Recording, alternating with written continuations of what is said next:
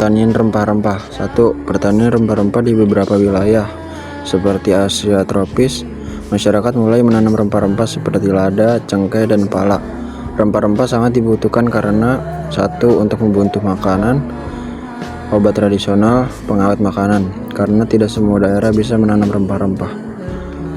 Rempah menjadi barang langka dan bernilai tinggi.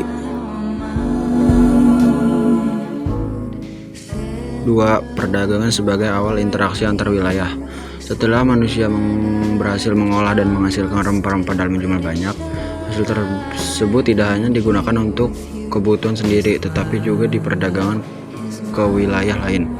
Hal ini terjadi karena setiap wilayah memiliki kondisi alam yang berbeda-beda, sehingga hasil produksinya juga tidak sama. Wilayah penghasil rempah-rempah menukarkan rempah-rempah dengan barang lain seperti kain, logam, atau hasil ternak dari wilayah lain. Dari kegiatan inilah muncul jalur-jalur perdagangan baik melalui darat maupun laut. Para pedagang melakukan perjalanan jauh dan bertemu dengan masyarakat dari wilayah berbeda. Melalui perdagangan tidak hanya terjadi pertukaran barang tetapi juga pertukaran budaya, bahasa, dan pengetahuan. Hubungan dagang yang terus berlangsung kemudian berkembang menjadi hubungan yang lebih teratur, seperti perjanjian dagang dan kerjasama antar wilayah.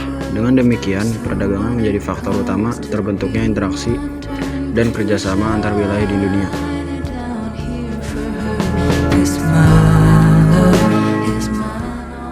3. Pelayaran dan penjelajahan sebagai kelanjutan perdagangan. Seiring berkembangannya kegiatan perdagangan, para pedagang dan bangsa-bangsa mulai melakukan pelayaran dan penjelajahan ke wilayah yang lebih jauh. Tujuannya adalah untuk mencari sumber rempah-rempah secara langsung, serta membuka jalur perdagangan baru agar tidak bergantung pada perantara. Kegiatan pelayaran dan penjelajahan ini didukung oleh kemajuan teknologi seperti pembuatan kapal yang lebih kuat, penggunaan kompas, dan peta. Dengan kemampuan tersebut, manusia dapat menyeberangi laut dan samudera yang luas. Akibatnya hubungan antar wilayah tidak lagi terbatas pada daerah sekitar, tetapi meluas hingga antar benua. Melalui pelayaran dan penjelajahan terjadi pertemuan antara bangsa-bangsa yang berbeda. Pertemuan ini menimbulkan interaksi dalam berbagai bidang seperti ekonomi, sosial, dan budaya. Dari sinilah muncul pertukaran barang, penyebaran agama, dan kebudayaan serta terbentuknya hubungan dan kerjasama antar wilayah di dunia.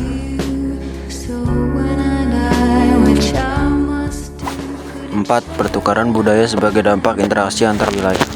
Setelah terjadi perdagangan serta pelayaran dan penjelajahan, masyarakat dari berbagai wilayah mulai sering bertemu dan berinteraksi. Dari pertemuan inilah terjadi pertukaran budaya.